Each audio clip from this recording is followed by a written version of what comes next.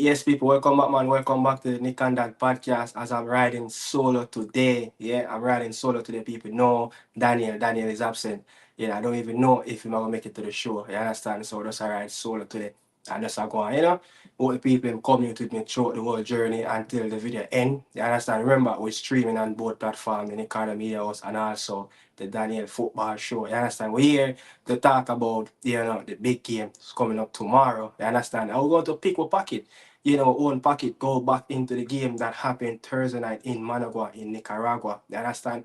And also, I'm talking about Kadisha Buchanan today. Yeah, Kadisha Buchanan is the first thing that's going to discuss as soon as I jump into the topics. You understand? You don't know. We have to big up the female. And I don't think Kadisha Buchanan get the most credit that she deserved from her local media. You understand? Not many people talk about Kadisha Buchanan, but guess what? I'm here to talk about Kadisha Buchanan at every platform that I do with my show. I understand. So, people, remember, don't forget to like, share, comment, and subscribe to both channels. I understand. But look, it's a mental break. It's a mental break for me because look, there's no club football. All I do is just watching. International football. They have their set schedule where some games play in the day, some games play in the night. In the evening and night. You understand? But whenever there is no club football, shit. Normally when a club football weekend, man, my day start at 7 a.m. Go right back until I close my eyes. You understand? Premier League normally will start my week. You understand? And also look, if it's one of those Saturday where I get up early, I will also get up and see just a little bit, yeah, just a little bit of the A League, that Australia League that normally play, sometime around 5 a.m., 4 a.m., But I'm not managed to sometimes get those games. But, the Premier League, whenever it's a lunchtime kickoff in the UK, 7:30 my time, that's when my day start, my Saturday morning start. Goes right back until probably the last game in the Liga MX or the MLS, you know, you're talking about the West Coast games, in MLS normally start like 11 p.m. The LAFC games, you have team like Tigres, over there in the Liga MX, their game normally start, a little bit late because their time, I think, is around 2 hours behind Eastern time zone. So that's when my day closed, with a MLS game or with a Liga MX game. But guess what? I'm here to discuss everything, all matters with the Reggae Boy team. As guess what, people, it's a feel good moment. You understand? It is a feel good moment again. We never know much, around when the team that are flying at the early, I said late 90s. You understand? I was born, but I know nothing about those times. You understand? I only know when, the broken shutters start to falling down after wardrobe, in the early 2000, going into the mid 2000 when all hell broke loose. You understand? But this is a part of a feel good moment for me supporting the Reggae Boys. You understand? This is one of the best moment for such a long, long, long time. You understand? Since I probably migrated from Jamaica to the US, this is the best time I would say supporting the Reggae Boys. You understand? Good journey. Good journey. I love it. I know the people them also probably feeling a bit overwhelmed, but we don't really want to over celebrate. But you don't know at the end of the day, whenever these victories come, we have to take it. We have to take advantage of it, and we have to make sure that enjoy these moments. Because guess what? Football is a game that results swing both sides. You understand? The result don't just swing your way all year round throughout the history of the national team. You understand? Look at Mexico, look at Canada, look at Panama, look at the US, who is up there on the top. Not many people would know that. Look, best performance team right now in CONCACAF would be the Canucks, the Canadian national team, even though the Mexican team is ranked number one in CONCACAF and the US, Panama ranked third, Canada ranked fourth. But guess what?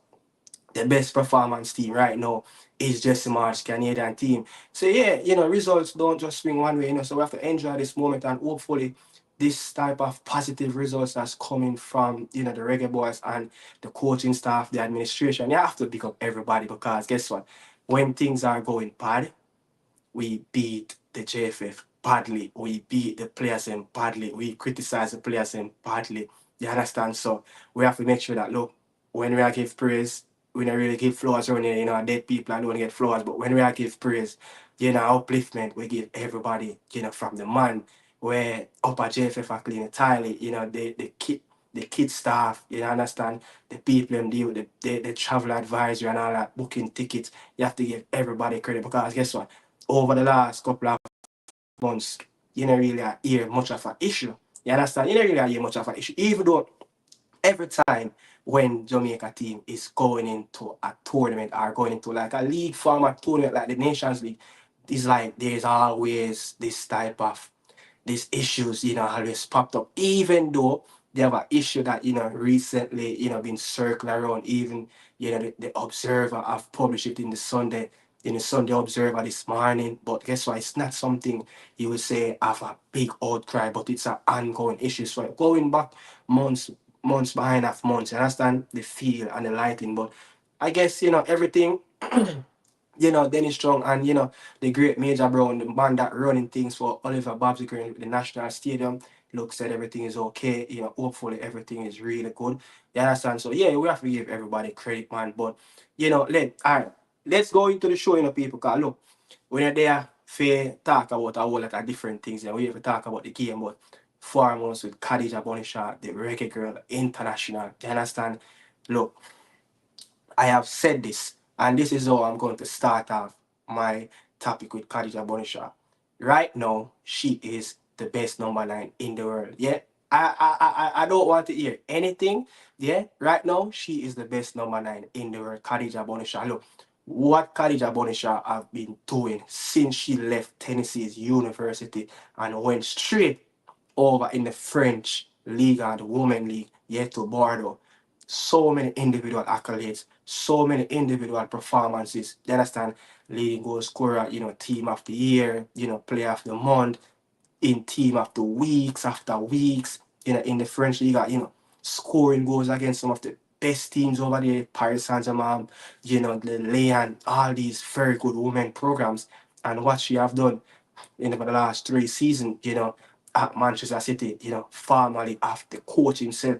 I have to give Gareth Taylor so much praise of getting that another side of beast out of Kadisha Buchanan. You understand? This Manchester City team currently now is on the verge of winning that league title from Chelsea. I think Chelsea is winning for the last 3 seasons now. But look, no MIA is enough. You know, the both Chelsea coach went off to coach the US men's national team and the US women's national team, you know, Mauricio Pochettino and MIAs. But with no MIAs at the helm at Chelsea woman team, they acquired a very impressive coach, a young coach, you know, goes by the name Sonia. You know, she was the coach of, you know, Olympic Lyonnais. She have been winning the French League and title for the last 3 seasons. She won the Women Champions League. She won the Coupe de France. She wants everything for Olympic Lyonnais. So Gareth Taylor and Kadisha Buchanan will have some taste of their own medicine from, you know, from MIAs. But guess what? I think with the signing of, you know, Medema, the Dutch player that they signed from Arsenal, will bring the X factor into the City team. Also, will bring a different side and create more for Kadisha Buchanan. But those 2 goals that she has scored today against Liverpool, I was watching that in an iconic stadium that at Anfield. Yes, she's coming off an impressive run of games, you know, the last, you say probably last 4 days, you know, scoring at home against the big mighty defending champion, you know, in Europe, our World Cup winning medal players and that team as well, you know, the likes of Bon Mati.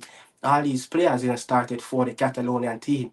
And guess what? City have gotten the best. Yes, City have gotten the best. Both City and Chelsea have gotten the best over 2 Spanish giants. Yeah, Chelsea have beaten, you know, Real Madrid. I think that game finished 3-2. Chelsea have beaten them. So, you know, so the 2 strongholds, you know, teams in the WSL for England have gotten off to a good start, but impressively with Kadisha Buchanan, this is where she have to stamp her class and show that, look, Europe will be mine this season. You understand? And guess what? I can tell you, if Gareth Taylor can help Kadisha Buchanan and Manchester City get over the line, yeah, this is their first group stage game. This is Kadisha Buchanan's first group stage goal. Yes, she have scored in the past in the Champions League, but that was in qualification, getting into the group stage. But this is her first Champions League group stage goal against the mighty Barcelona. And guess what?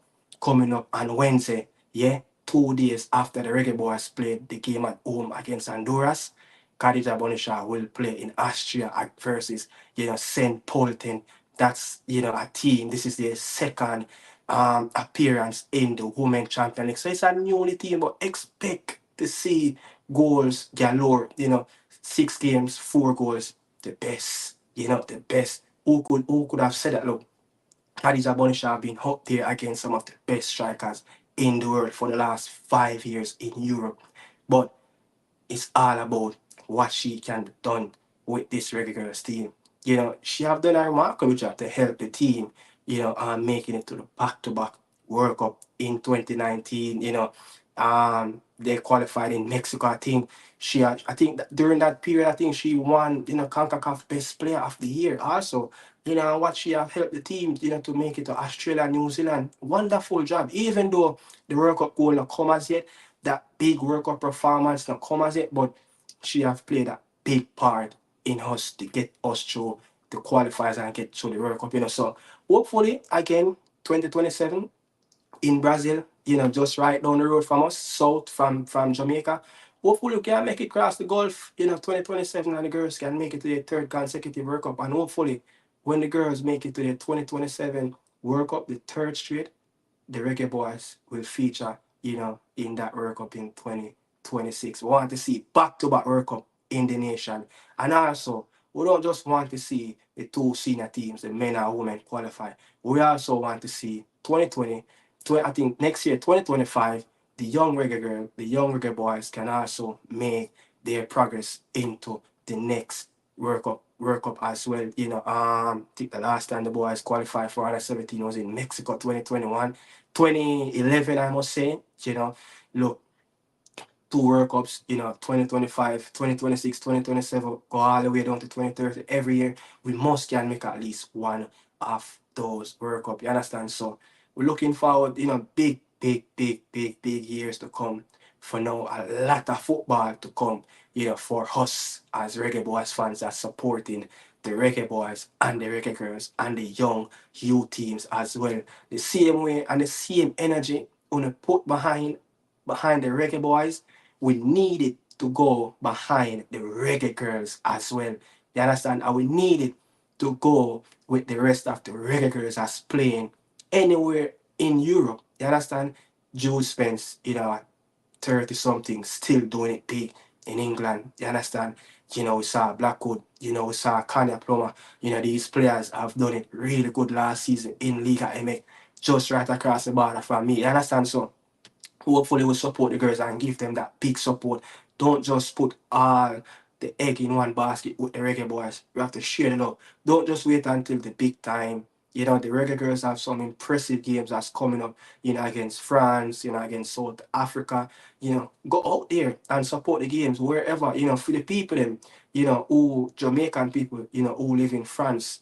Go out there and watch the Reggae Girls. For the people them, the games that are coming home against South Africa, the Bafana girls. Go and support the Reggae Girls. We need at least, the girls have to get some 10,000, 15,000, just like the boys. Look at when the US women's national team is playing. Numbers to numbers, it's the same. Why can't we do the same with the Reggae Girls? You understand? So, big up Kadisha Buchanan, the pioneer of women football in Jamaica. Yeah? But let me say this. One day, we will live to see a Reggae girl or a Reggae boy on the podium trying to win that Ballon d'Or in the top three one day. You understand? And I think Kadisha Buchanan is the closest to do that for us. Yeah. Back to back, on the Ballon d'Or shortlist in the women's side, not many people can say that. But again, what they waiting on her to honor this young lady of giving her big award in Jamaica. I think, when it comes down to, sportswoman of the year, I think it just categorized right down to the sprinters, or you say whoever do athletic, they more categorized for those people to win. But guess what? What Kadisha is doing, man, she's gonna win. She's gonna win it big this season. Trust me. Yeah, trust me. More than what she win the league title, will come. You understand? What she won in the league title last season, the league, not the league title, the league cup. So the league title would follow this year. It must have to be this year because guess what? Kadisha Buchanan coach Gareth Taylor is the longest reigning manager in the WSL and the women's side in English Premier League. So he's the longest reigning. He's been at the helm for 4 years now at City. They gave him abundance money to spend. So there's no way he can't pull it off, especially with the goals. A healthy Bonisha from now until next summer will be a very good season for Manchester City and the women. Yeah, Kadisha Bonisha will win everything when it comes down to individual accolades coming up at the end of the season. Yeah, so look out for that. Remember, you hear that on the card media was, yeah, we're giving Kadisha Bonisha her flowers. You understand? So, people, we are going to it, we are getting at the we are getting at the reggae boy right now. Getting at the reggae boy segment. So I said it, I said it my match reaction, on Thursday where I said, look, this must be, one of the most impressive and the first that have ever happened. I didn't know about the record. I didn't know about, the first coach of winning back to back and Central American side. Look, for I would say, my 2 decades of watching the Reggae Boys team, you understand? I have never seen a manager have done that before. And then after a while, you start to hear, look, this is the first time it's have been done by a Reggae Boy coach. And look, going to Honduras, a lot of us would have write off our team probably 15 years ago. Look, there's no way we can go inside Honduras, especially back then when they used to play at San Pedro Sula, the likes of, Wilsos Palacios, Figueroa and all these players. No way would I said, look, would I go in Honduras and get that 3 points? Honduras haven't beat us. I think that team, that very impressive team that went to 2010 World Cup in South Africa with Honduras, that's the last time we lost against them around 2011, somewhere right there, 2011, 2013. You understand? No way. A lot of people would have said, yo, look, the Reggae Boys will win in Honduras. But guess what? We beat them. We scored a goal. Yeah, not just scored, but guess what? We played very well. We have moments in the game where we control the game. You understand? We have spells in the game where it actually seems like we want to pass the ball around 10 times, 15 times, 50. You know what I say? We actually making progress. We actually making touches on the ball. We look a little bit more confident. You understand? McLaren, he seems like he just walk in the dressing room of the Reggae Boys, yeah, and just give them a moment of fresh air. Like, look, him just pull up the handbrake and just say, look, man, go and express on yourself. Yeah, 2 years under some demonic shackle from the Icelandic. You understand? It seems like this man just walking through the door and it seems like, look, I'm going to demolish this team. I'm going to let all these players' potential decrease. And guess what? Look what has been doing over the last 3 games for the Reggae Boys. Look what going in Europe with him, with Ireland. Him win. Him beat Finland. Yeah? Lucky him get a 2-1 victory. But guess what? He will soon be out of a job. And us, the Reggae Boys, our team, will strive and strive and strive again. Understand? These are the glory days are coming back. But the performance that we did, yeah, a couple days ago in Managua against Nicaragua, big performance, big victory. You understand?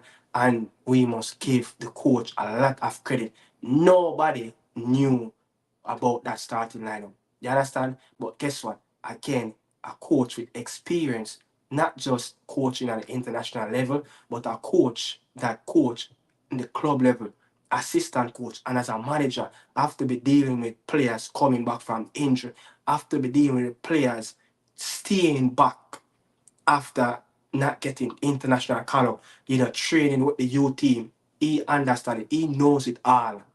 And guess what? He have done the right thing. Look, Mikel Antonio, and I know he said in his press conference, I don't know how true it is coming from him, but post-game show he said, look, Mikel Antonio is carrying a little knock. You understand why he didn't feature. But me looking at it, Mikel Antonio muscles at him age right now, at 33, 34, is fragile. You cannot put a Mikel Antonio out there against a Nicaragua team on an AstroTurf. These players don't use AstroTurf. As I said it before, the Premier League, you can't play in the Premier League with AstroTurf. Championship, League One, League Two, the EFL ban those from those three tiers. Yeah, in England, you have to play in a national league or national north and south to be using artificial turf. A lot of these players, that heritage players that born in England, the only time they ever play on an AstroTurf or when they up in a London are playing at some cage with them. You know, the film like a street team when them call it cage. That are the only time a lot of them play on AstroTurf in the cage. But guess what? He made around what 4 change? Romaro Williams, Tyreek Magee, Kira Anderson, and Tavon Gray. 4 changes to the squad. How much coach would have made a change? And not just one, not just two, not but three, but 4 changes from going into a game in Central America against a Nicaragua team, a tough environment, one of the most toughest environment to play in. You understand? And guess what? a lot of a lot of emotion was on this game because you see what happened September the 8th. I think it was September the 8th, 2015, when we broke their heart in that World Cup qualifying the second round. They have that up their sleeve from then until now, 9 years ago. Yeah, 9 years and just a month ago that happened. Them still, even when the Nicaraguan analysts and the journalists them talking about that game, they still mention what happened 9 years ago in Managua. That was one of their best team they have ever put together in so many years, that 2015 team, and they were expecting to go to the last stage in the World Cup qualifier. But guess what? We got the best. Is it Matax? I don't remember who scored. I don't remember if it's Matax. We won 2-0, but one of those guys were Deshaun Brown or Matax, one of them guys. But yeah, them still have to, so it's a tough environment to go in, make so much change, being a little bit more flexibility and understanding the pitch, rotating the squad, giving player like Maggie, this is the first time him seeing Maggie. This is the first time seeing, a Romaro Williams. This is your first time seeing a Romaro Williams and a Tyreek Magee, Tavon Gray, and also Kira Anderson. I think could it tell me last Kira Anderson have started a game. You understand? I could it tell me last. And for him to give Romaro Williams, Tyreek Magee, their debut under his management career for the Reggae Boyz, very impressive. Very impressive. That to show that the coach have trust in these players. And the coach is thinking the game, knowing that it will be hard. And guess what? You know that the type of injuries that you can pick up on these AstroTurf, we only need fresher legs, young legs. A player like Magee, play like Kira Anderson, Romaro Williams was pressing in the game as well. Tavon Gray, that was a good likes for like a lot of player Reggae Boyz fans have ruled him out what happened, I think he was one of the five for that Corberg own goal to score. He gave away the ball in our attacking third by not shielding it properly. But what the coach have done is remarkable. And Tavon Gray, I've never ruled him out. I have been supporting NYFC for the last 9 years. He have been supporting NYFC, and I can tell you, this player, Tavon Gray, is one of the best academic product alongside James Sands, to walk through that door at New York FC. First Bronx native to represent the NYFC team. So I know his potential, but guess what? Last season, Tavon Gray and also New York FC was having a misery season in the MLS. What has been happening now? It's a totally different team. Tavon Gray and actually NYFC is having one of the seasons that they used to have back in the past when they under Patrick Vieira.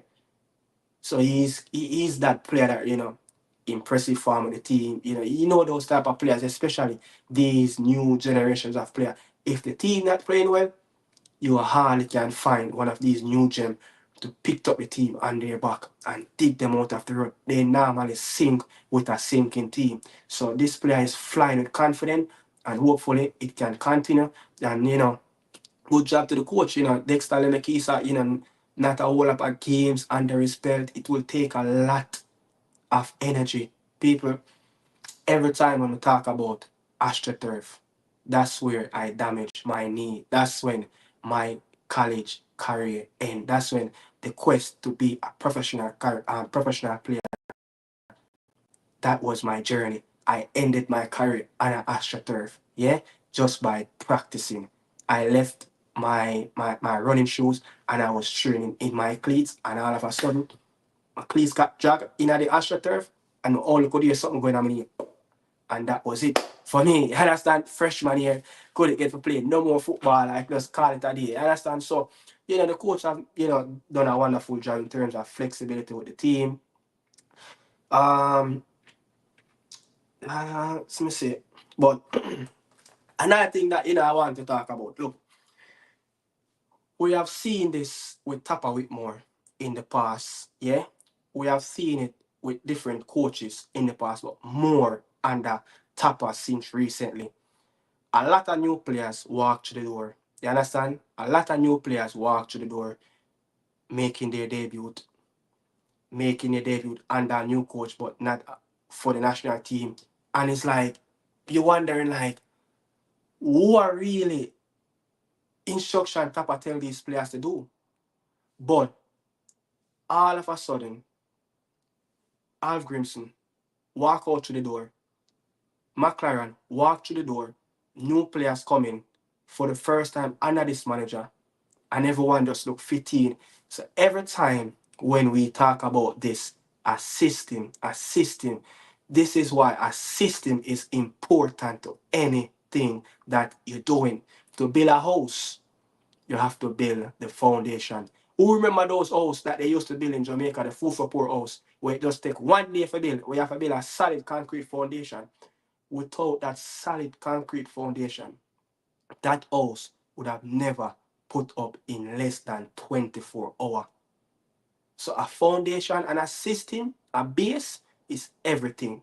You understand? A base is everything. So we have to get the coach in our local system that the players, it seems like every player is coordinating under a different type of instruction. When I watch Nicaragua, Romaro Williams, he was timing his press, Demarai Gray. He have time when he tucked in and make the midfield compact. Tariq Maggie, both players have to win tucked in a little bit invert that times to make the midfield compact, because we know, and whoever do their homework against Central American teams know that these teams, they always play aggressive through the middle and also play those little off the ball third man running through the midfield, and then they do their damage in the attacking third. And we make sure that, look, we clogged up the midfield and they didn't get any chance. But for Kira Anderson and Joe Latibody, one of them, I think it's Kira, gave away the ball 12 times, gave up position 12 times. Joe Latibody, I think, gave up the position 11 times. That's 23 times combined together. I think one of them make 50. I think one of them make 50 something touches, and the other one make around 48. That's too much. That's way too much. The midfield, the double pivot, is an engine to the car. So if the engine is failing and the timing belt is just it's not timing properly, it's just ticking over, and the car cannot start properly, how the car will operate on that journey? So our midfield off the ball and on the ball, a little bit on the ball, broken down because we gave up possession a little bit too easy.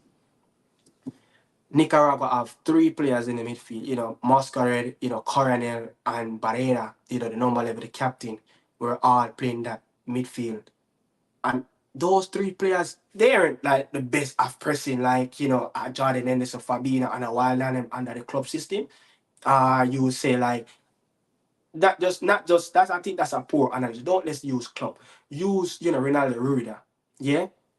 Kevin Arriaga or DB Flores in the Honduras midfield, they press us harder and more intense than the Nicaraguan team press. Varela, he was the last player in that Nicaragua side that faced defeat against the Reggae Boyz. He was the only player in that midfield was running his socks off. I think he was the best player alongside, Baron Bonilla for the Nicaragua team because he wanted that revenge because he was the last player, yeah, to still in this Nicaragua team that experienced that defeat 9 years ago against the Reggae Boyz. In that midfield, knows it a lot of intensity and to give up possession over 20 times combined with the both double pivot. No, it cannot work because guess what? When we come up against teams like Mexico, you know, it's a lose-lose battle already. He can't even think about it. Alvarez, Luis Romo, Luis Chavez, Eric Sanchez, these players, they will pick your pocket as the quint, less than a tenth of a second. These Mexicans will be under your skin trying to win back the ball. You go to a Panamanian team and a Thomas Christensen, a Carrasquillo, a young Martinez, or the veteran Godoy. These players will intensity. You understand? So I'm just saying, man, we cannot afford to do those stuff against the bigger teams. Yeah, the top 4 teams in Concacaf, we cannot do those things. Give away possession. Our double pivot gave away the ball, gave up position over 20 times. That is unacceptable. And we cannot go into the Honduras game like that tomorrow because look, Honduras, yeah, Honduras, the Reggae Boyz, both Reggae Boyz and Honduras, in the space of CONCACAF, yeah, when you're talking about competitive games, no one have ever faced each other that much. I know these 2 teams have faced each other over the last 12 to 14 months. 3 competitive appearances between these two national teams already. You understand? So Ronaldo Rueda face us tomorrow going to be the third time. So there's at least going to be that one moment where they're going to okay, look, they're going to get the best of us one day, but guess what? It's not time for that as yet, but results will swing both sides. Just don't know where it's going to end up.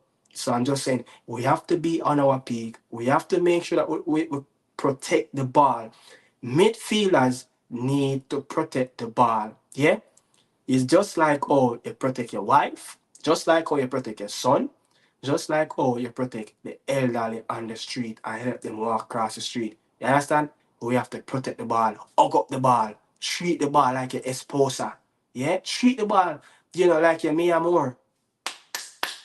Make team feel, make the ball sweat. We cannot give up the football with those 2 important players. Yeah, I feel the double pivots in the midfield that shield the back 3 or a back 4 and the goalkeeper. Those 2 positions are some of the most important positions on the pitch. Look at some of the most successful teams in the world. They all conquered the midfield. When Rodri is not playing for City, what happened? They have a higher percentage of losing the game because guess what? That midfield presence, that player that keep the ball ticking over, he will get the job done. One of the greatest midfielders we see on the international level, Sergio Busquets, Andres Iniesta, Cesc Fabregas. You understand? These players are all great generation players that all played in the middle. So we cannot afford to give up position that often we just not going to recover against tougher opponents. Nicaragua is probably one of the softest midfield, sets of players that we're going to come up against. Yeah, I think even El Salvador midfield is a much more tougher midfield than the Nicaraguan team. So we have to make sure that we map up all and just make sure that we control that midfield. Look, so I just spoke about the double pivot, looking at who's supposed to can come in and change the whole dynamic of the midfield. I expect, Akira and it's not the best of him, still have high hopes for him, 19, 20 years old, still learning, still being in and out, of Nathan Jones' team at Charlton Athletic, still being to be that strong hold. I think if Kira Anderson can get his game to move on to probably 2 more notch up further than where he's at now, I think Kira can do a wonderful job and say, Lati buddy, it's time, your makeshift job that you've been doing, thanks to what you're doing, move on to another position. You understand? But until then, we have to keep on using Joe Latibody. We have no one else to be using, you understand? But no, Casey Palmer, the man that played number 8 in the last home game that we played. In the Cuba game, Casey Palmer has lost position 3 times. Casey Palmer have 22 passes into the final third and 6 successful dribbles in that Cuba game. When you talk about those 2 players that played in the last game for us in the double pivot, Lati and Kirai, none of them had over 10 passes into the final third. And that's poor from our midfielders. We need the midfielders to be progressing the ball through the middle.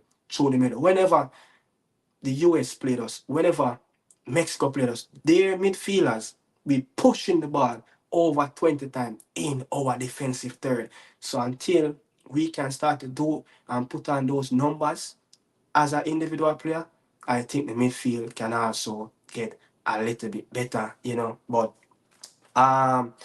if you in a DNA say if you check the status, we really don't have a lot of midfielders in this window. I agree, DNA, Dan, big up yourself, but as Dan said, look, let me get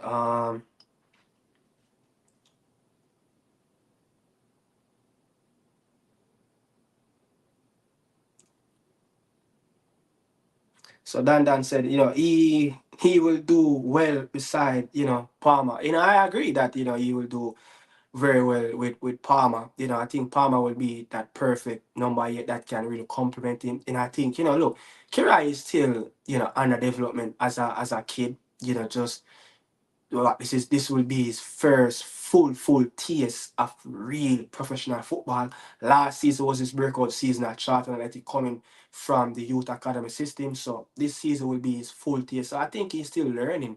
You understand? He's still learning. Obviously Arriaga and Rosales are good pivots. They were dominant on the ball in time into the first game. I agree. And you can also say, David Flores, the Toronto man, the one that with the bleach out here, he was very good as well. He scored, a couple days ago on French Guiana. So, those 2 players are very aggressive. And look, whoever is coming up on that right hand side, for the Reggae Boyz will come up against Rosales.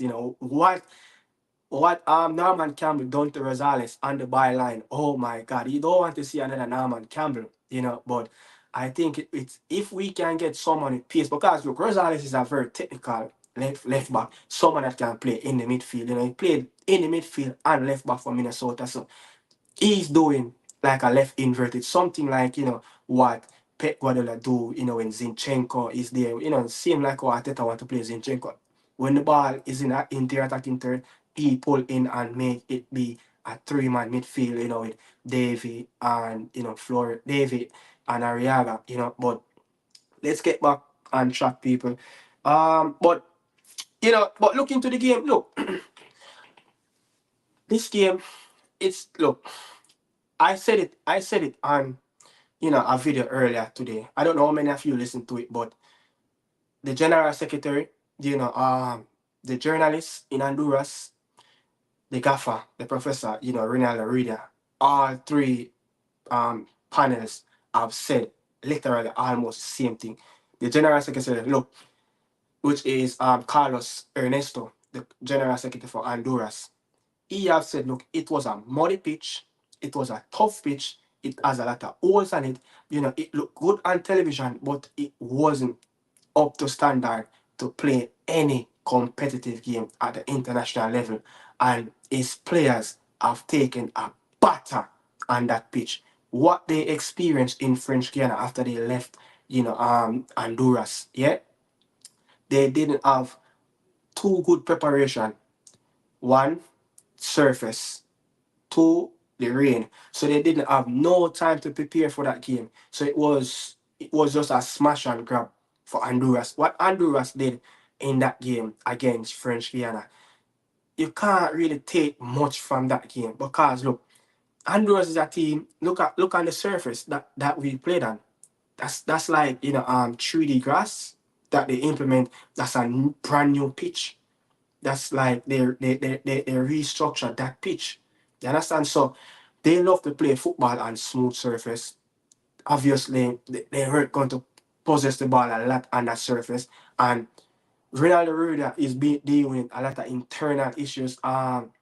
His players, their legs, they're having some discomfort, they're dealing with fatigue, a few of their players, no name said on those players, the journalists have used anonymous on those players them. So for like me who's listening outside and peeping over the fence and the Honduran, what they're discussing with their national team, nothing have said who were those players that is carrying two injuries that they got in that game against French Guiana. So they be dealing with two vital pieces, as I heard allegedly, from their journalists, that is currently they will play, but they're not going to be 100%.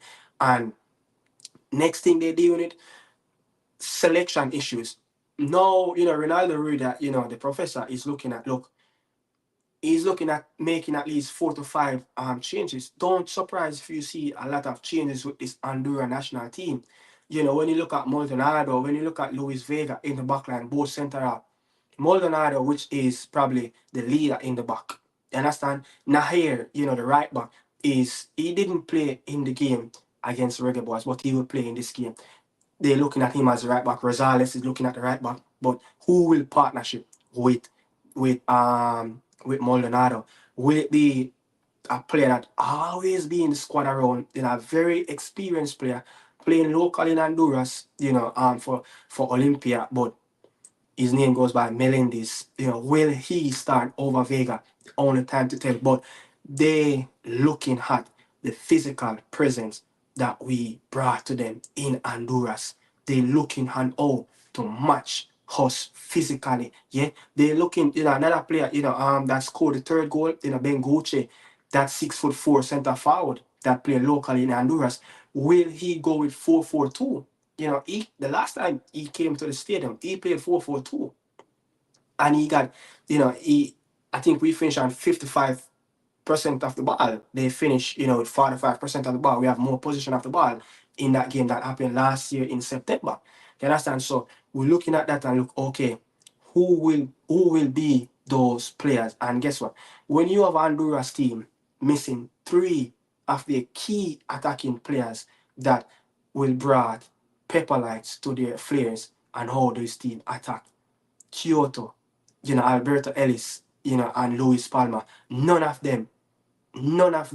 This, when I think I already said the last time a Honduras squad pick without none of those 3 players, that happened all the way back in 2017. That was the last time a Honduras squad that picked to play a competitive game when you have no Kyoto, no Albert Ellis, and no Luis Palma. You understand? So we have to see and hope this team doesn't give us that one of the best performance they have ever played, as a team with this squad. But when you look at it, we must capitalize on issues that they do. We must capitalize on intensity. This squad, I know understand our squad might not be, 100% fit. We deal with our issues as well. But this is a time that Steve McLaren, yeah, not rushing the gaffer, not getting super excited, but I'm saying this is a time, we should go and make the next step. Yeah, we should go and make the next step. I give you a stats. So over the last 4 years, after the pandemic have ended, when we started our World Cup journey to go to 2022 World Cup, at home, yeah, at home, we average 49% of the ball at home. You understand? That is the lowest in the top 5. Or I can go, that's the lowest in the top 6. teams amongst Concacaf. That is the lowest percentage at home.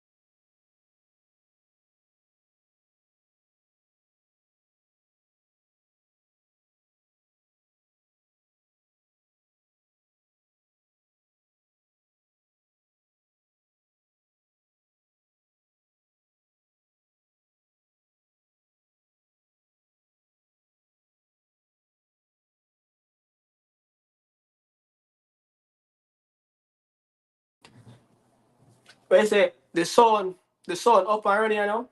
Let me know if the sun up and running, you know. I want to know if the sun up and running, you know. Let me know if the sun up and running before I start off. People, let me know if the sun up and running, you know. Yeah, man, up, you know. Alright. So, what me I say now? So, what me I say, at home, since the first competitive game, at home, yeah, after the COVID, we average 49% off the ball against all the teams, when Canada come there, when Costa Rica come there, when Mexico come there, we have averaged 49% off the ball. You understand? But when you look on own performances, and go back to Alf Grimson, go and I think, under this coach against Cuba, it's have been poor. No doubt about it. Look, the Cuba game, it was just one of those games that we didn't score. But guess what? 0-0 against a team that ranked so many, you know, um, ranked so many places behind us.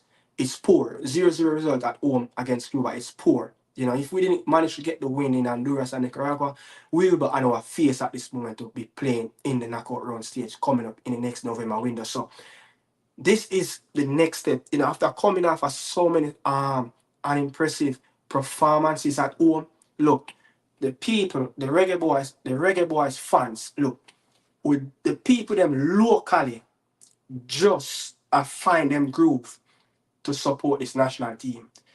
So this is why I'm saying not an impressive, game in terms of goals, miss a lot of opportunities at home.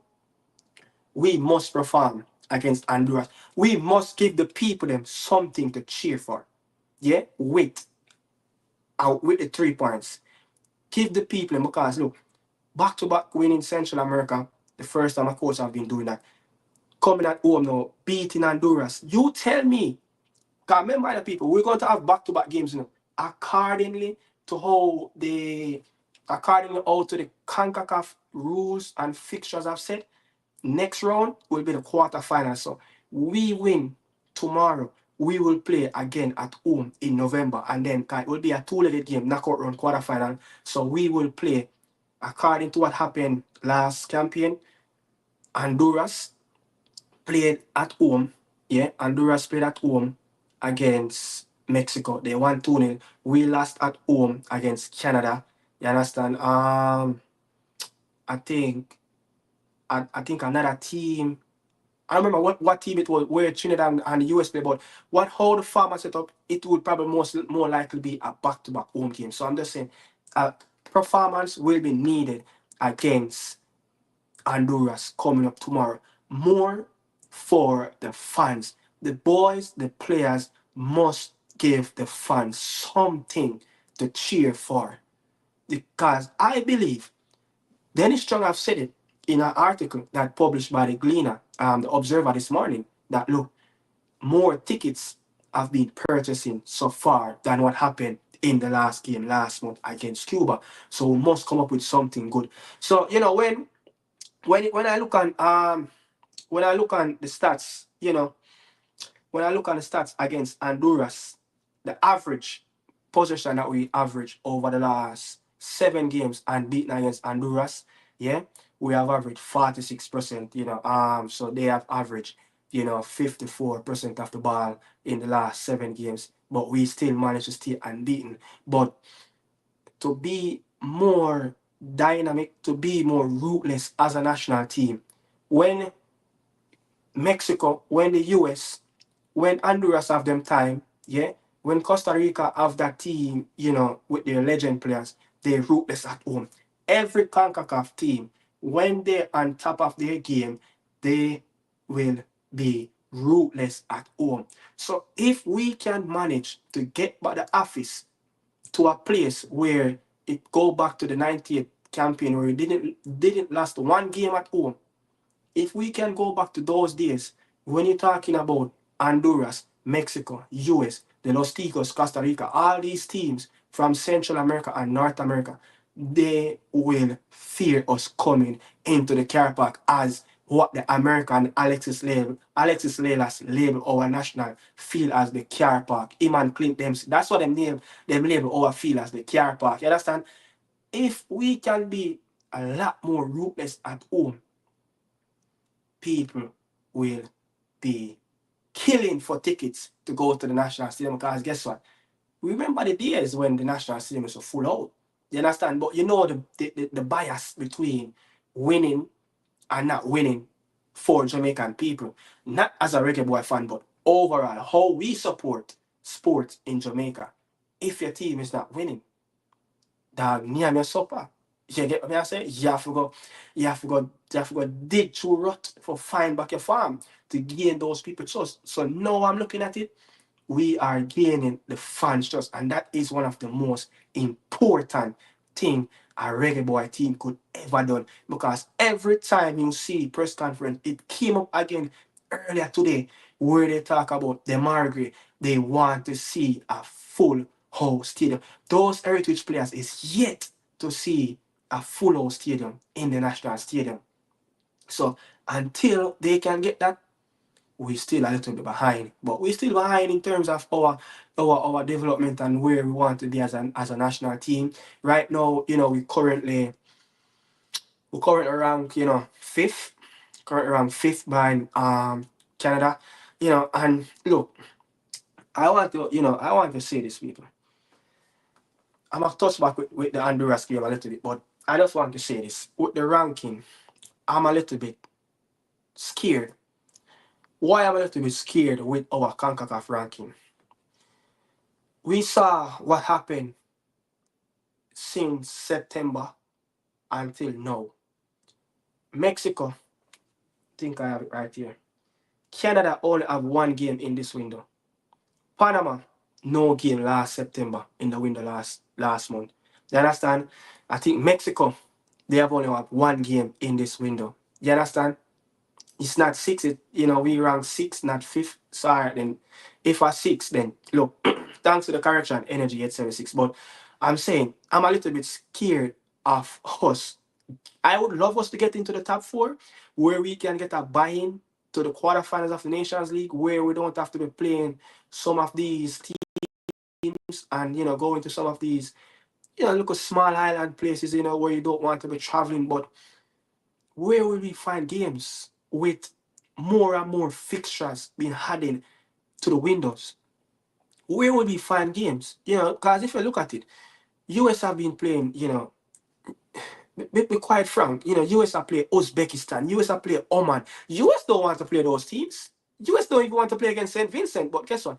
If they get drawn into the Nations League, as they did in the first couple of campaign in the Nations League, hit hit you will have to play those games. But I'm just saying, with us now getting a buy-in, say, we get into the top four. We go, next Nations League 2025, we're going to play in the Nations League. We're going to start from the quarterfinals. Where will we get games from? September, September, October. Where will we get games from? Where not just game, but where will we get competitive games against very good teams? It will be difficult. The JFF would have to go in and pocket to go find some games. Because when you look, South America have for the America qualifier, Europe have for them qualifiers, the qualifications, over there in CAF, Asian, everyone is having their little own qualifications at this moment. So I'm just saying, man, it's a little bit scary, but I would love the country to go back into the top 30 in the world as we used to rank. You understand? So I'm just looking at it like it's very scary. But let's get back to the squad. But look, I expect, look, what happened, Nanalo, yellow card accumulated, look, more likely, we will see Mason Holgate make his debut at home, his second appearance, look, against Pinnock, at least he will play against someone that a heritage player as well. Where will the coach go? Will he bring in Dexter Lemekisa? I think so. I think he will bring in Dexter in the team. I think more likely Gregory might keep his position, but the obvious swap have to be Casey for Kirai Anderson. That have to be that swap. Kirai must get out of the starting lineup to make way for Casey Palmer. And with a Casey Palmer in the midfield, I think he would probably give, Joe Latibody a lot more control with the ball, a lot more control with the possession. We probably, calm him down a little bit. Kirai is a young lad, not much experience, and I don't know if he's that big leader, even though he used to captain, youth teams, at Charlton Athletic Academy, but I don't think he's that vocal. I think seeing Kieran Anderson as a kid that in the Reggae Boyz system that he still look scared, it still seems like he don't really talk. He's not that a bit vocal. Hopefully, we can see a Mikel Antonio tomorrow because look, we're going to need him. We're going to need him. Look, Romaro Williams not going to do the job for us consistently. He will bring in some shady performances, and we're going to have to accept that he is a human being. But his confidence will be flying high. His moral will be flying high. He probably want to start tomorrow. But if Mikel Antonio can give us 60 minutes, that will be good. But most important thing, we must get a very good start tomorrow. We have to start the game. This is the thing, another thing that we must move on to the next step. A lot of times we start games poorly, and gradually, after the 20, 25 minutes, we start to get into the game, which you don't really want to risk. This Honduras team, we're already playing twice. Tomorrow going to be the third time. They know everything about us. We know everything about them. You just never know when that lucky day is going to come. But their back is against the wall. You understand? Their back will against the wall, especially people. Let me tell you, the professor, Rinaldo Ruida, the Honduras coach, his job is on the line tomorrow. I can tell you, Nicaragua will beat French Guiana tomorrow in Managua on that AstroTurf. 3 points for Nicaragua. We beat Honduras. That hasta la vista for the La Age. Yeah, that's hasta la vista for the La Age. The Azul, the Blanco, Nicaragua, they will move on to the quarterfinals of the Nations League, and they will do that upset of what Trinidad did last campaign. Remember, Trinidad finished second behind Panama last campaign in a zone where they have 3 Central American teams in it alongside themselves. Panama, you understand, Guatemala, and El Salvador. I think we're in that zone. I think El Salvador got relegated, to the League B, and Trinidad find them way to manage to pull off something and finish, I think, 9 points or 7 points behind Panama and go on to play US in the knockout run. So if this can happen tomorrow, which, to be honest, we are boss the La H face tomorrow. Honduras, yeah, we must beat Honduras tomorrow. We must beat them. They are timid. They are scared. They are already talking how good the Reggae Boyz are. They're talking about how many years they haven't beat the Reggae Boyz. Around 11 years, 7 games unbeaten. They're talking about it. So I'm telling you, we must pull our weapon out. Yeah? As they will say in Spanish, big up to the Honduran fan, his name, Enrique. Enrique, tomorrow, yeah, mañana will be El Pistolero. We coming out guns out tomorrow. Yeah, so tell your boys to be prepared because look, the stadium will be rocking. The stadium will be rocking, but when you look at the goals that Honduras have been conceding, defensive error, defensive error, defensive error. The coach have spoken about it as well that look, defensive error is leading for some silly goals. We played 2 games against the Central American team, 2 own goals scored. Yeah, they scored 2 own goals. They gave us 2 goals. So we have to make sure that we put the ball in at the back of the net. So, but people with the confidence of this team, with the confidence of the Honduran national team players, they are not so high in terms of confidence. Their morals are a little bit down. I tell you, there's a lot. I covered it on my morning side of extra video this morning. I covered all the story. It's a lot they've been through or they went through in French Guiana. It's a lot. They went through a lot.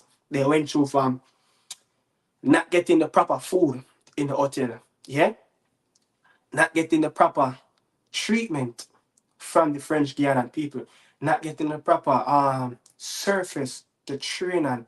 The weather has been, look at the rain falling in Nicaragua, a couple hours before match day, 8 p.m. local time in Nicaragua. You understand? So there's a lot happen in French Guiana, but because the reggae boy massive, a lot of people like who do YouTube don't really cover like the opposition team.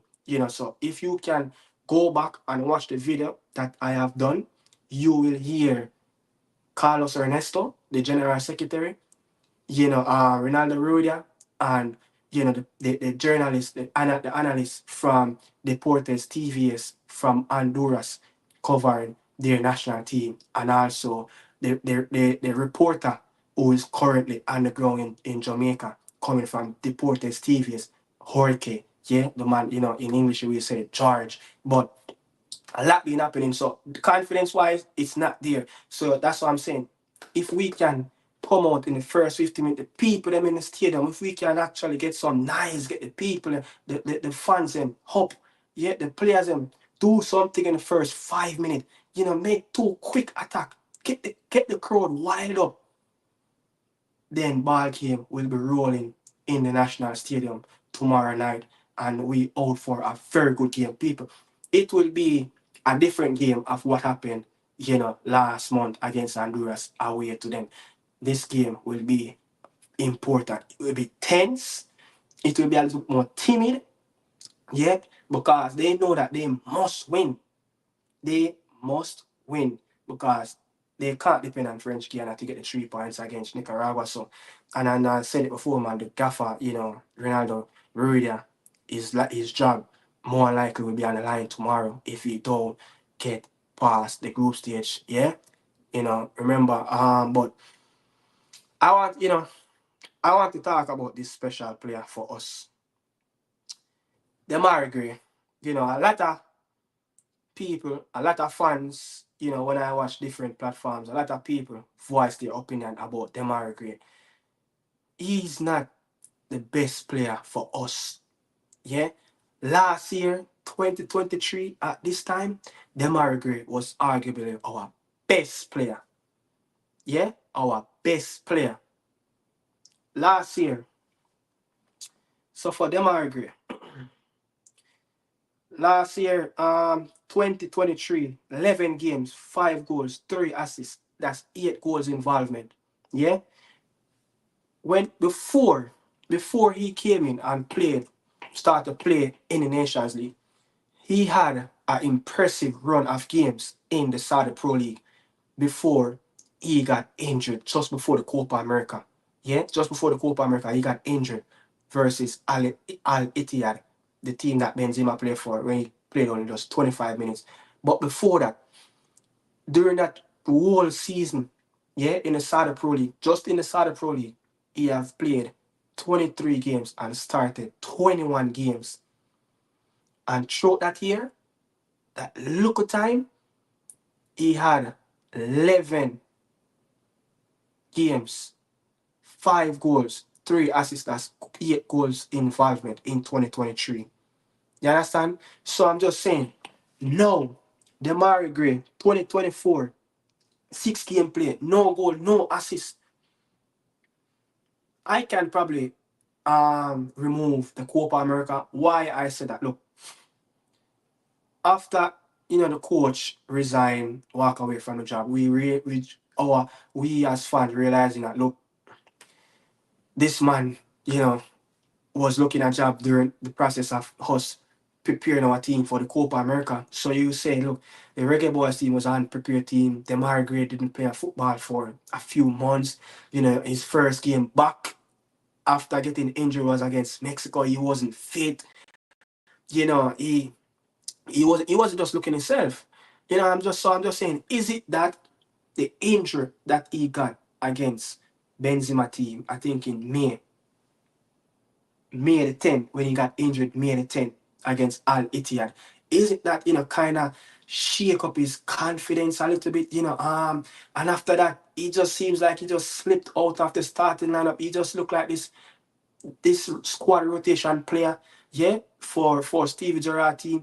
No, this season, after he played the last 2 games, against Cuba and against Honduras, after September the 16th, I think, when we played our last game, his team, Al Ettifaq, have played 5 or 6 games. Yeah? Demarai Gray have only played 2 games.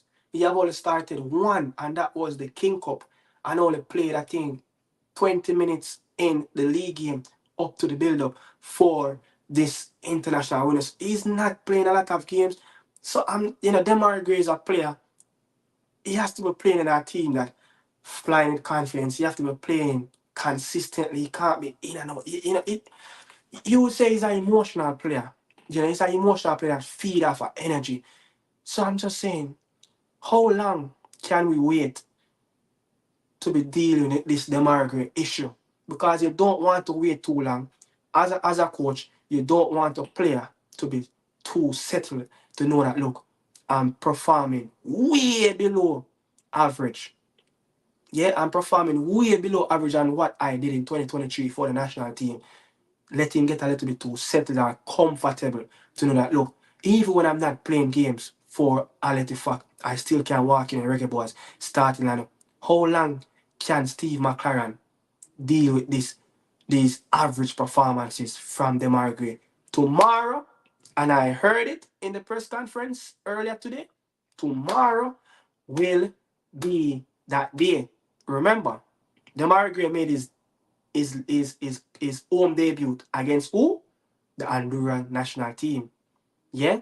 Where he picked up the ball over grandstand, the left-hand side, just 5 yards over, over his own half. Yeah? Picked up the ball and run and get a one glove win. Very, very impressive dribble. Yeah, and beat Ronaldo Rueda team. You understand? So I'm just saying, man, what can he do tomorrow? Demarai Gray, I'm begging you, look, you one of probably the best player for the Reggae Boyz 2023, but 2023 has gone. Yeah? 2023 has gone. This is 2024. We're going into the very knockout round after this game. Yeah? Because we beat Honduras tomorrow. We get at least a point to qualify. No doubt about it. You understand? So we need Demarai Gray to be on track, especially after November window. There won't be any game until March. And then after March, it is that time. Oh, the anthem for the World Cup qualifier where we were playing Guatemala. Yeah? And that small island. I don't remember that. I think British Virgin Islands. So it's very important, for Demarai Gray to pick up his form because, look, the starting lineup for the Reggae Boyz team, it's getting harder to pick. I'm telling you. Picking a 23-man squad for the Reggae Boyz, it's getting harder to pick, especially if you're going to have players that's going to come in for the first time under Steve McLaren and making very, very impressive games under the coach. And the coach is going to see that. And he's going to be thinking, yeah, when Leon Bailey is supposed to get reintroduced to the team, when it's the time for Macy Greenwood to put on that black, green, and gold shirt, who will drop out? You understand? So it's going to be important. But I'm just watching. We're back in Demarai Gray semi open tomorrow. Will be that day where he will be at his utmost best and bring back that glory days and bring back those type of dribble with the national team that he made and Honduras last season. Pick up the ball, and run it in. So we're looking forward to that. But potential quarterfinal people, it seems like drink so people, it seems like a Canada again, Yeah, man. Seems like a Canada again, man. Look, we are Guatemala type on same points. Boy, Guatemala have been playing so. Guatemala one of the team, I tell you, boy. Guatemala have been playing so so good. So good, in a very good form. They're going up in a game against the Los Ticos. They're going up in a game against Los Ticos. Look, Costa Rica haven't beat Guatemala in the last 3 games. You understand? So it's going to be a very good game tomorrow in Costa Rica. But it's all about how many goals if Guatemala win and if the Reggae Boys win, who will finish above in that first place when it combined league, the League A tables, League One, the what Group One and Group B, Group One and Group Two. You understand? So it seems like if we finish on top at Canada again in the people, it seems like we have to travel again in at the cold, cold Toronto. But we must remember and the Marabino team who faced last year, November, we have a face the whole veteran coach. Yeah? The coach that them call Mad Ed Sit no good. Jesse March, the man that pressed without a handbrake. What we see through the Copa America until now. This Canada team have been one of the most impressive team. The man them play, I think them play in Mexico in our game, I think September, where they make a lot of changes. You understand? They make a lot of changes and the man them couldn't beat them. You understand? Could have beat Mexico. Could have beat Canada. But this Canada game, I don't know. Will it be that the Reggae Boys will travel to Panama City to play Panama, or will it be a journey up north again against the Canoes? You know. Hey, you see you, Sean Sutherland. You always come with them foolishness, brother. yeah, yeah, you always come with them foolishness, Sean. What you mean? So we are gonna lose then, brother? Listen, man. We can beat any team, man. We can beat any team. Obviously, Canada team is a more dynamic team, a more team that in more a far transition, a more in more ahead in the journey than us. A coach that look, he know everything about Concacaf. His emotion, his spirit is boiling over from him getting reject from that coach in the US man, his national team. So Jesse Marsh will be putting everything, everything whenever Canada play a game against one of their Concacaf rivals. So, he wanted to show the US that look, I can do better than what your coach is doing right now. I'm a better manager than your coach. Look at what I'm doing with this Canadian national team. They've been dealing with thin budgets. It's sad to see that look, a team like a country like Canada, that a lot of money been pumping in the Canadian system. I know in the past, I think it was John Herdman, where you have Montreal Impact, Vancouver Whitecaps, and Toronto. All three clubs combined together to help, the Canadian Federation to help to pay previous managers and help with financial backing. So, Canada have financial wise, they have struggled. They have struggled financially, but thin budget. But the players them have to choose from. But now we see in the Canada players are getting into more competitive spaces where they playing, a lot more competitive games with very good teams. You understand? So let's see what's going to happen. Tomorrow we'll find out who will we play. You know, will it be US, Canada, Mexico, or the US? We don't know. Understand? But more likely, it seems like Panama and Canada will have a face. More likely, that's how things look. You understand? Yeah, and there will be a big dog that will drop out tomorrow, from Central America. You understand? Uh, R.R. Sakata, it's 3 EPL coaches, Poch, Jesse March, and Maki. Yeah, It's 3 EPL coach. That's why I'm saying, you see, that's why I said, all right. That's why I said, look, you see, next year Gold Cup, next year Gold Cup, I gonna be a showdown. Yeah, next year Gold Cup, I gonna be a showdown. I can tell you that. Yeah, man. Next year Gold Cup, I gonna be a showdown because when you look at it now, you have the Central American team. Then obviously, Honduras will get a little bit better.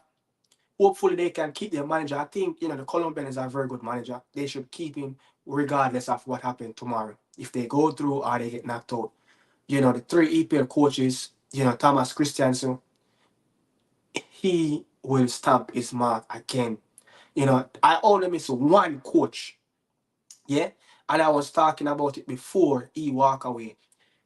Gustavo Alfaro, the coach that is coaching Paraguay, the former Ecuadorian coach who resigned from Ecuadorian national team to coach Costa Rica. You know, Gustavo Alfaro, look at what he did to that Costa Rica team in the Copa America. Costa Rica team is a very young team. You understand? It's a very young team. And look at how he match up with the big boys in in the Copa America. He have drained the potential out of those players during that Copa America. So I was expecting to see Gustavo Alfaro, man. But look, again, to show that he's a very good coach. Paraguay was almost out and buried. Yeah, they went to Uruguay. I think that was his first game. He got a point. He beat Brazil. You understand? And I think he went to Ecuador, and I think either Ecuador, all of those top teams over there in Carnival, he got a point. So he's turning the table right now for the Paraguay national team. So he is a very, very good coach. But so it's a Gold Cup. The Gold Cup will be a very good tournament next year. So many top coaches, so many top players. But I'm leaving this one the best for the last. People, how many times in the past Andre Blake saved us as a nation? And when he made his 5 saves in our game, 4 saves in the box in games, we go on to drop points. Either we draw or we lose. Yeah? Now the table have turned. Look at the game that he played at Bama Field. Yeah, look at the game. Look at what he have played. Bless up Sean for the donation, but look at the game he have played away in quarterfinals against the Canucks in Toronto. I think he made 6 saves, and 4 saves in the box. One of the most remarkable performance a goalkeeper can ever display away in one of the big dogs' backyard. And we picked up the 3 points, yeah, and carry over the line in 2 legs and go to the semi-final. You understand? So when you look at it, now Andre Blake making saves after saves after saves, and the team is making waves. The team is making progress. To me, if you're going to name probably the top 10, top 5 goalkeepers in Concacaf for the last 30 years, Andre Blake's name will be involved in that as well. But the only thing that is saving Andre Blake, yeah, of not making it to, you will say, the shortlist of CONCACAF best player. Just like how Leon Bailey, Alphonso Davis, and Jonathan David, Christian Pulisic is on the shortlist. Yeah. Andre Blake don't win enough with Philadelphia Union. Philadelphia Union, this is like Philadelphia is like them always choke when it comes on to the big stage. Yeah, them always choke.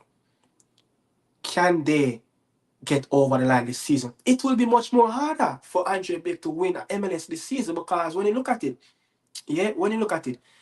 the Columbus team is playing, Wilfred Nancy, that French coach. Is he French or Guadeloupe? I don't know what is he doing with that Columbus team. Do you understand? But Blakey is deserve a shout out to be one of the best I've ever done it round here for his national team and for the CONCACAF region. Yeah, it's just a lot of Reggae Boyz fans can bite up them lip and say, yo, Andre Blake should have keep in Europe. Look at how many goalkeepers pass through the MLS and gone on to go to Europe. Is it Andre Blake was a problem? Was it his agent? Which I don't know, I think Demarai Gray was his agent at one time. I don't know if he's still his agent, but is he, wasn't ambitious enough to move abroad? I heard he talk about one time in an interview where he said, look, I had a family, I'm a little bit older, you know, should I take the risk and go to Europe, earn less money, learn a new language? But sometimes, you see, in a life, you can't really to watch the money. I understand, say, Blakey, I get him 7 figures in a MLS, and I'm comfortable. Yeah, I'm comfortable. So I understand that. But if you want to make the next step in your career, sport is all about gamble. You understand? From 2014, yeah, I do it over just around a decade now. Him I do it in MLS until now. Andre Blake should be keeping somewhere in top 5 European leagues. Yeah, him should be keeping in one of those leagues. So, but when you look at it, when you look at Team Award, Casey Keller, all the, the top US goalkeepers, them, over the years. You understand? Matt Mia, I remember, think his name is, I don't remember his name. But yeah, some of those Brad Friedel, Kayla Navas, you name some of those best goalkeepers ever have done it around here.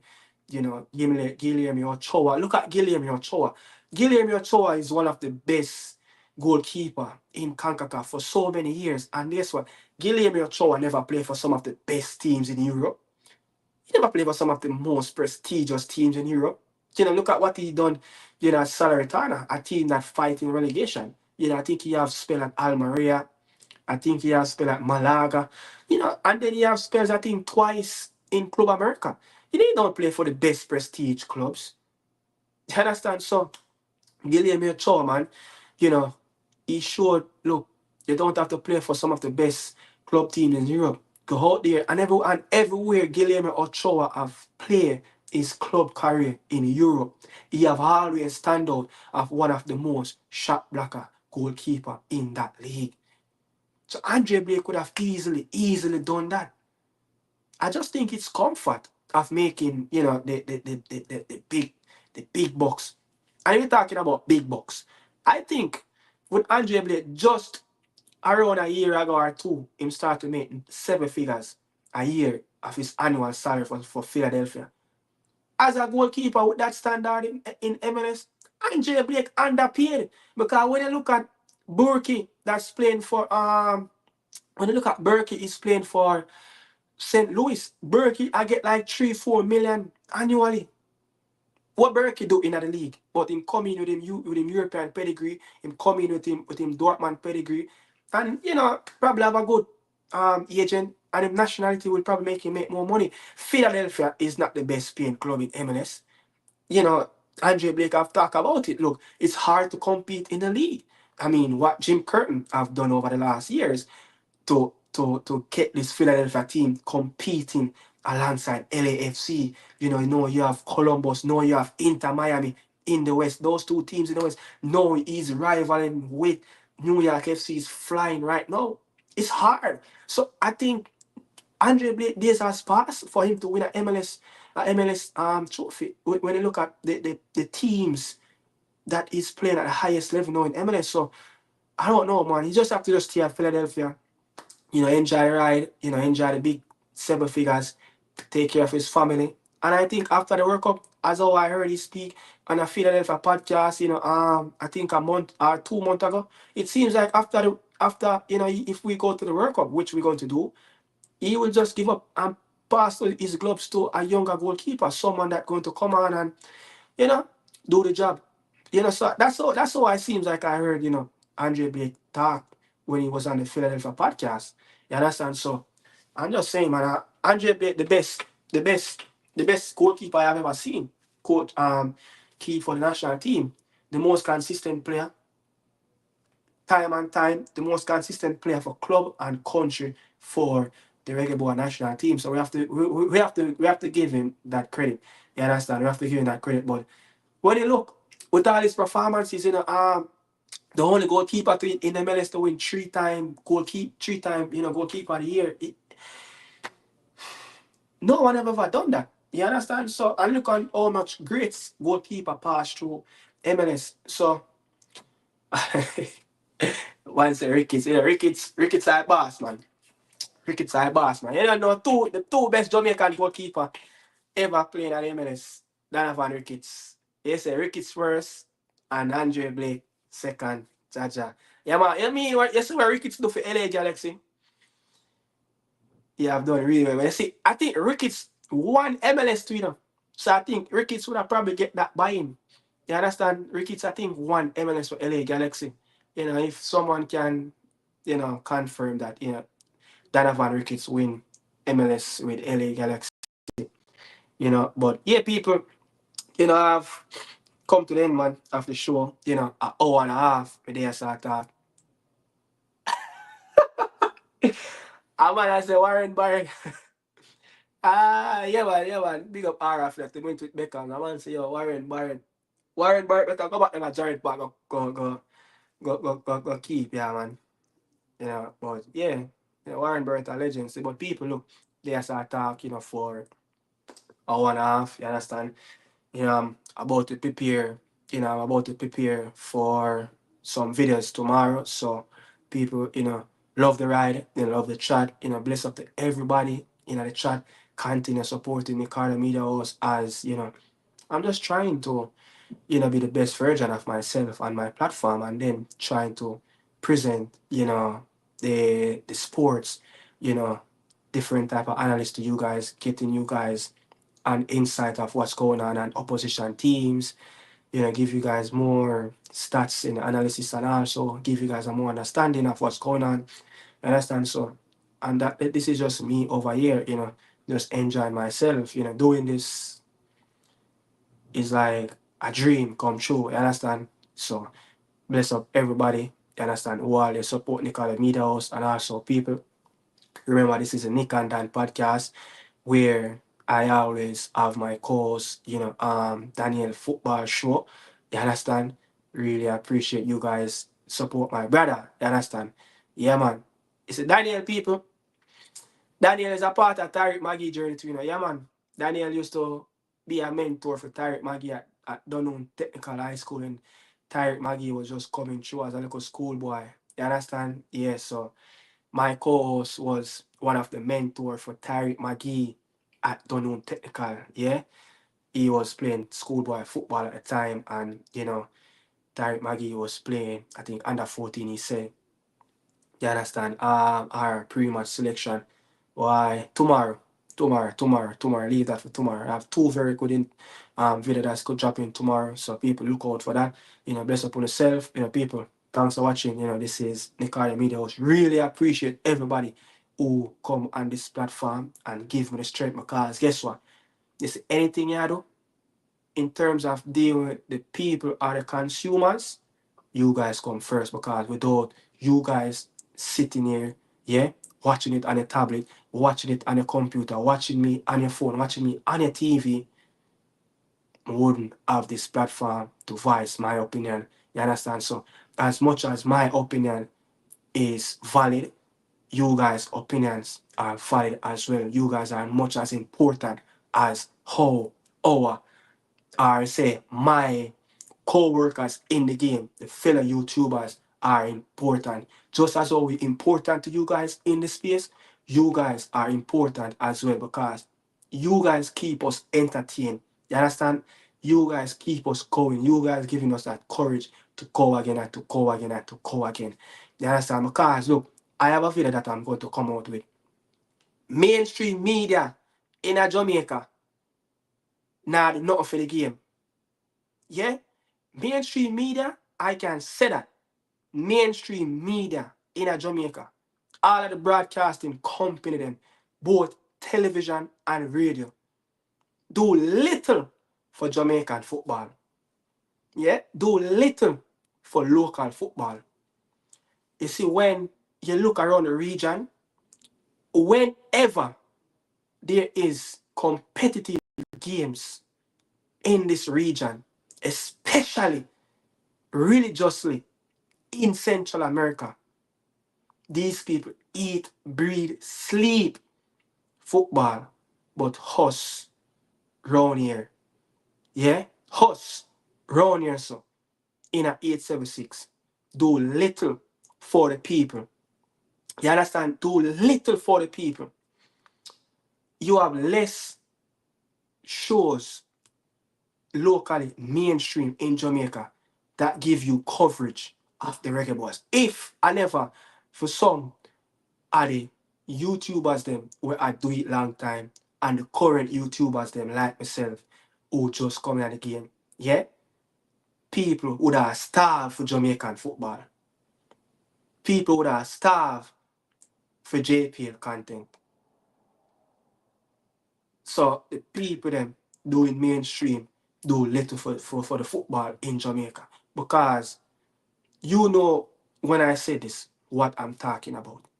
You can imagine the Reggae Boyz is going into two impressive, two important Nations League games that if we don't get maximum points or 4 points from these two games, going to these two games before Thursday, we're not going to go to the knockout round of the Nations League. And you can tell me, listening to the broadcasting radio, yeah, listening to the broadcasting radio in Jamaica, all they talking about is Walter Boy, Walter Boy. 5 minutes of Jamaican people. 5 minutes. They talk about Jamaican football. 5 minutes. The whole programs after programs and mainstream do little. All they talk about from last week, because the week started already from last week until Friday is all about Walter Boy. Yes, Walter Boy is one of our greats. Walter Boy, we should be cherishing, but come on, do something better for the people then. Every day people get up and listen to you guys. Do something. You guys are the face. You guys do what it takes to come on your platform in the morning, in the evening, and in the nights, and you guys talk a little bit about Jamaican football. It's just disturbing that to see I can pick up my phone daily and know what is going on in Honduras. If you don't have the vloggers them or publish certain things, the Jamaican vloggers them, or if you don't in certain groups to understand what is really going on, you hear less things. So the people them, doing mainstream that look, when all of us were youths, we look up to these people. You understand? We look up to these people on TV from me and look at youth. You see certain people on TV until now are the same people them. Some of them pass on, them kick the bucket. That's how some of them retired. Some of them still not the game from in the 90s, still know the same people on TV. So I'm just saying, man, do something. You guys are not doing, not saying you guys are not doing nothing, but you guys are doing so little for the football in Jamaica. And when it comes down to Reggae Boyz, yeah, I understand I see a few companies, mainstream talk about, talk about the Reggae Boyz football, yeah. You have people do it. But how you guys do, you guys aren't talking about it religiously as though you guys should be doing it. Same thing with when you listen to the radio and listening just listen to some music on the radio. Do little with Jamaican radio. Music, everything is all about overseas, overseas, overseas. But people best up on themselves, really respect everybody, Daniel, big up yourselves, man. Say mainstream me that dead. But yeah, man, people, I got a slider now, understand? Well, a slider now and call it a day. Again, really appreciate everybody who come on the live. Understand, passing through. Yeah. Alright, big up on yourself. If you're watching, don't forget to like, share, comment, and subscribe to Nicaragua Media House and Daniel Football Show. You understand? Yeah? And big up to my two kids them who probably watching me right now. Yeah? And big up to the first lady. Don't know. Wendy, you're large. Up. We out, people.